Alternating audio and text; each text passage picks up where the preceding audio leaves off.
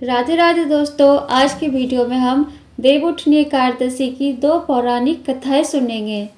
देवउठनी एकादशी की पहली और प्रमुख कथा शिव महापुराण के अनुसार पौराणिक समय में दैत्यों का राजा दंभ हुआ करता था। वह बहुत बड़ा विष्णु भक्त था। कई सालों तक उसके यहाँ कोई संतान नहीं होने के कारण उसने शुक्राचार्य को अपना गुरु बनाकर उनसे श्री कृष्ण मंत्र प्राप्त किया। यह मंत्र प्राप्त करके उसने पुष्कर सरोवर में घोर तपस्या की। भगवान विष्णु उसकी तपस्या से प्रसन्न हुए और उसे संतान प्राप्ति का वरदान दे दिया। भगवान विष्णु के वरदान से राजा दंभ के यहाँ एक पुत्र ने जन्म लिया। इस पुत्र का नाम शंखचूड़ रखा गया। बड़ा होकर शंखचूड़ ने ब्रह्मा जी को प्रसन्न करने के लिए पुष्कर में घोर तपस्या की। उसकी तपस्या से प्रसन्न होकर ब्रह्मा जी ने उसे वरदान मांगने को कहा। तब शंखचूड़ ने वरदान मांगा कि वह हमेशा अजर अमर रहे, वह कोई भी देवता उसे नहीं मार पाए। ब्रह्मा जी ने उसे यह वरदान दे दिया और कहा कि वह बद्रीवन जाकर धर्मध्वज की पुत्री तुलसी जो तपस्या कर रही है उससे विवाह कर ले। शंखचूड़ ने वैसा ही किया और तुलसी के साथ विवाह के बाद सुखपूर्वक रहने लगा। उसने अपने बल से देवताओं, असुरों, दानवों, राक्षसों, गंधर्वों, नागों, किन्नरों, मनुष्यों तथा त्रिलोकी के सभी प्राणियों पर विजय प्राप्त कर ली। वह भगवान श्री कृष्ण का परम भक्त था। शंखचूड़ के अत्याचारों से सभी देवता परेशान होकर ब्रह्मा जी के पास गए और ब्रह्मा जी ने उन्हें भगवान विष्णु के पास ले गए। भगवान विष्णु ने कहा कि शंखचूड़ की मृत्यु भगवान शिव के त्रिशूल से ही होगी, अतः आप उनके पास जाए। भगवान शिव ने चित्ररथ नामक गण को अपना दूत बनाकर शंखचूड़ के पास भेजा। चित्ररथ ने शंखचूड़ को समझाया कि वह देवताओं को उनका राज्य लौटा दे, परंतु शंखचूड़ ने मना कर दिया और कहा कि वह महेश्वर से युद्ध करना चाहता है। भगवान शिव को जब यह बात पता चली तो वे युद्ध के लिए अपनी सेना लेकर निकल पड़े। इस तरह देवता और दानवों में घमासान युद्ध हुआ, परंतु ब्रह्मा जी के वरदान के कारण शंखचूड़ को देवता नहीं हरा पाए। भगवान शिव ने शंखचूड़ का वध करने के लिए जैसे ही अपना त्रिशूल उठाया तभी आकाशवाणी हुई कि जब तक शंखचूड़ के हाथ में श्री हरि का कवच है और इसकी पत्नी का सतीत्व अखंडित है तब तक इसका वध असंभव है। आकाशवाणी सुनकर भगवान विष्णु वृद्ध ब्रह्मन का रूप धारण कर शंखचूड़ के पास गए और उससे श्री हरि कवच दान में मांग लिया। शंखचूड़ ने वह कवच बिना किसी संकोच के दान कर दिया। इसके बाद भगवान विष्णु शंखचूड़ का रूप बनाकर तुलसी के पास गए।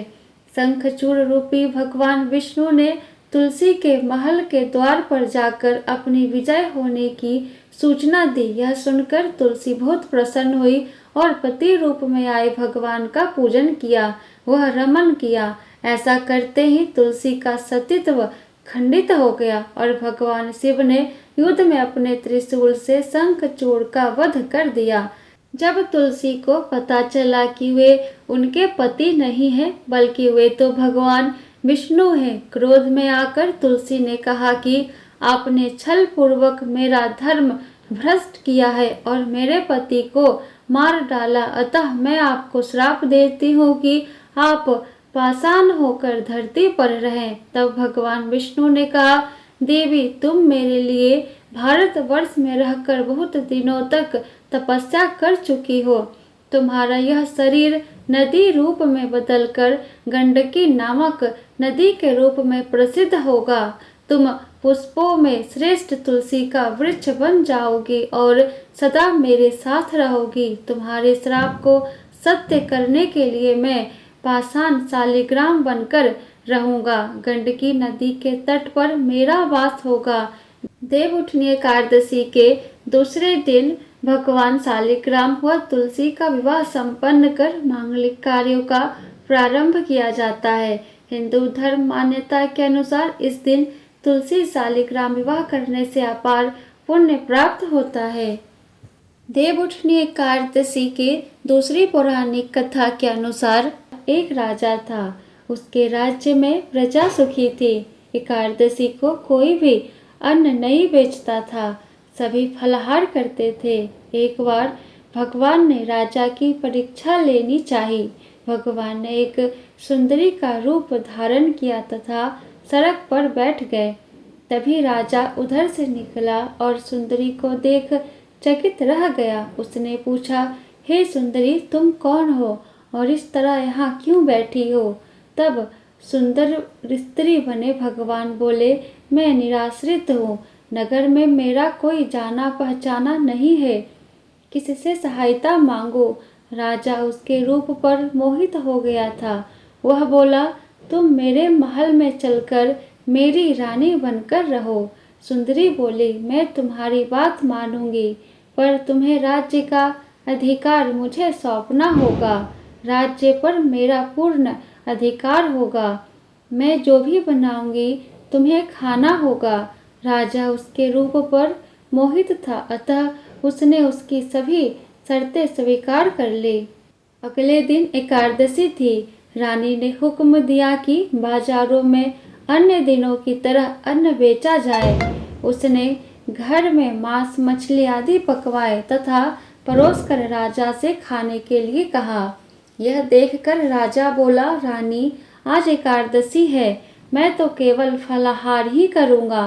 तब रानी ने शर्त की याद दिलाई और बोली, या तो खाना खाओ, नहीं तो मैं बड़े राजकुमार का सिर काट लूंगी। राजा ने अपनी स्थिति बड़ी रानी से कही तो बड़ी रानी बोली, महाराज, धर्म ना छोड़े, बड़े राजकुमार का सिर दे दे, पुत्र तो फिर मिल जाएगा पर धर्म नहीं मिलेगा। इसी दौरान बड़ा राजकुमार खेल कर आ गया। माँ की आंखों में आंसू देखकर वह रोने लगा। कारण पूछने लगा तो माँ ने उसे सारी वस्तु स्थिति बता दी। तब वह बोला, मैं सिर देने के लिए तैयार हूँ, पिताजी के धर्म की रक्षा होगी, जरूर होगी। राजा दुखी मन से राजकुमार का सिर देने को तैयार हुआ तो रानी के रूप में भगवान विष्णु ने प्रकट होकर असली बात बताई। राजन, तुम इस कठिन परीक्षा में पास हुए। भगवान ने प्रसन्न मन से राजा से वर मांगने को कहा तो राजा बोला, आपका दिया सब कुछ है, हमारा उद्धार करे। उसी समय वहाँ एक विमान उतरा। राजा ने अपना राज्य पुत्र को सौंप दिया और विमान में बैठकर परम धाम को चला गया। देवउठनी एकादशी कथा संपूर्ण। बोलो विष्णु भगवान की जय, लक्ष्मी नारायण की जय।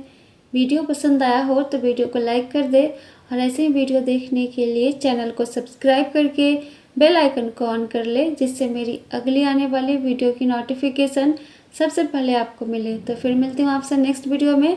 जय श्री कृष्णा, राधे राधे।